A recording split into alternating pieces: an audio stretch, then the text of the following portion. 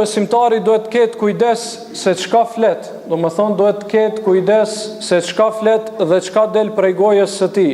Qoftë ajo në raport me fen, qoftë ajo në raport me besimtarët e tjerë.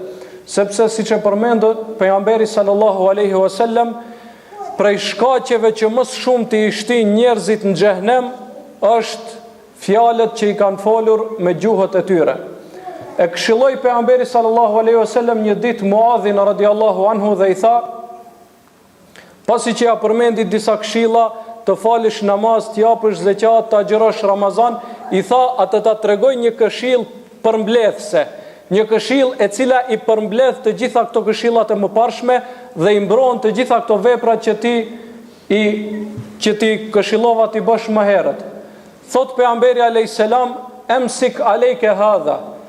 E kapi gjuhën e tij dhe i tha, mbaje gjuhën, kontrolloje gjuhën. Muadhi radiallahu anhu u çudit. I tha, ja Rasulullah, e wa inna la muakhadhuna bima natakallamu bih. Ja Rasulullah, thot Allahu a do të na merr në përgjegjësi edhe për atë që e themi? Atëherë pejgamberi sallallahu alaihi wasallam tha, thakuletka ummuka ya Muadh, wa hal yakubbu an-nasa fi an-nari ala wujuhihim illa hasaidu alsinatihim. A nuk e din, tha o Muadh, se njerëzit më së shumti që i shtin në zjarr, duke ngrehur zhak për fytyrat e tyre, vetëm se ajo që e kanë thënë me gjuhët e tyre. Do më thënë prej shkaqeve më të mëdha që njerëzit i fut në zjarr të xhehenemit është ajo që e thonë me gjuhët e tyre. Dhe njerëzit do më thënë mëkatet më të mëdha që mund t'i bëjnë e që është mohimi i Allahut subhanahu wa taala, kufri ndaj Allahut apo sharja e Allahut të lartësuar është me gjuhën e tyre.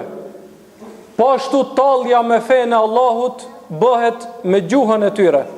Po ashtu në përkëmbja e nderit të muslimanëve bëhet me gjuhën e tyre.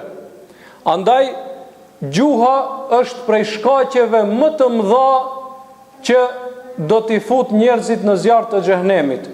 Pejgamberi sallallahu alaihi wasallam ka thënë, kush ma garanton atë që e ka në mes të nafullave të tij, kush ma garanton atë që e ka në mes të nafullave të tij dhe atë që e ka në mes të kofshëve të tij, ja garantoj xhenetin.